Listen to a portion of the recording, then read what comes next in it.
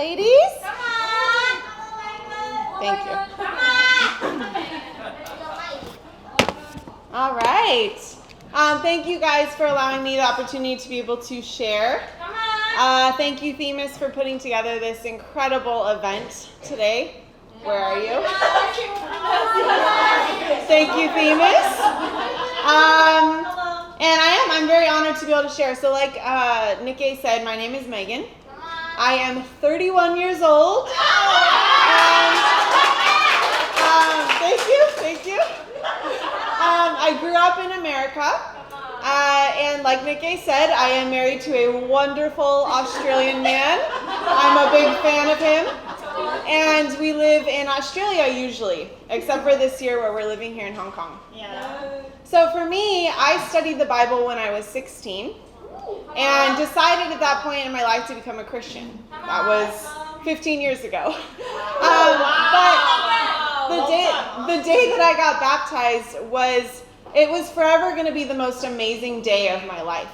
That day I got baptized, I have never felt the kind of joy and just sheer peace that I experienced on that day. Let's go. But I want to share with you guys about some things I've learned since then. You know, it was only the beginning of me really learning how to find my confidence in God and how God sees me. So I grew up in an incredibly loving family. Two parents who loved my sister and I deeply and taught us how to love God. And I am forever grateful for them. But when I started high school, it turned out my dad had a really intense mental illness that resurfaced at that time. It's called bipolar disorder, and my dad had a very intense form of it. And it really sent my family and I spinning at that time. My dad's mental health, unfortunately, has only gotten worse and worse and worse over the years. It's probably been about 20 years now of just continual battling through it. Often, or to this day, he's very unrecognizable from the dad I knew growing up. He's frequently homeless. He goes missing. We either have to call hospitals or jails just to try to track him down. For me, I'm often worried if he's still alive because I don't hear from him. And even today, we actually had to file a missing persons report just to try to locate him because we just don't know. He goes off the grid sometimes. So there's a point in time for me with this ongoing hardship that we continue to have to face as a family. There's a point where it really started to break me. When I graduated university, I moved to Los Angeles, but it was in the midst of a really traumatic time for my dad. And my mom had filed divorce. And for me, I just tried to move forward and embrace kind of a new chapter, graduating and moving to LA. But there was a lot of fear that started to really creep into my heart. Yes, obviously for my dad's well-being and his health, but it was a lot more than that. It was just fear. I had a lot of fear of my future and where I was going in life. And LA was a really big city. I had a lot of fear of what people thought of me. I had a lot of fear of just failure.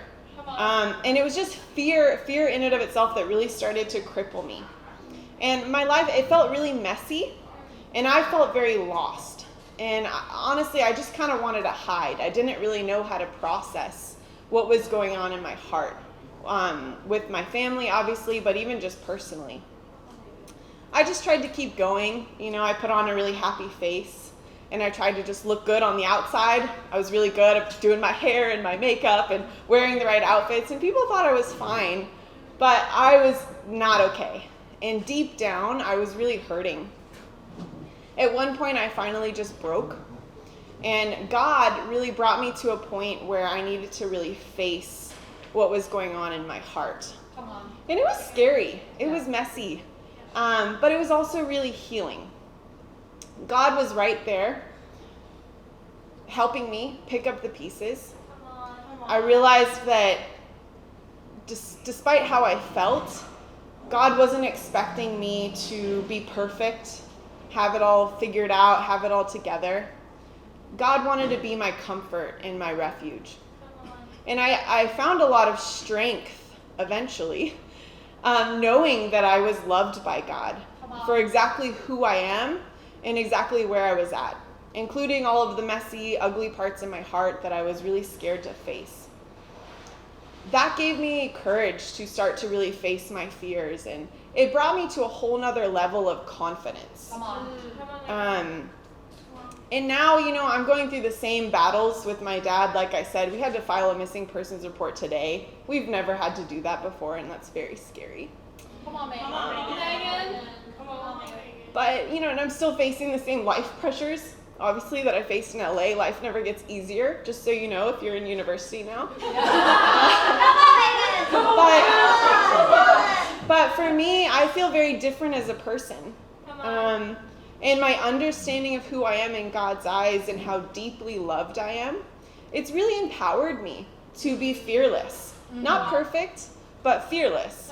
And really embrace the messiness of life with joy. Come on. I want to share a scripture with you guys. It's in 1 John chapter 4, verse 18. Come on. It says, "There is no fear in love, but perfect love drives out fear."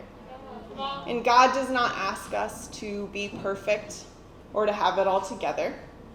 His perfect love allows us to be free, to be honest with whatever is actually really going on deep down in our hearts, and for us to find strength in knowing how worthy and how precious we are in his eyes. So thank you for letting me share. Come on, Megan.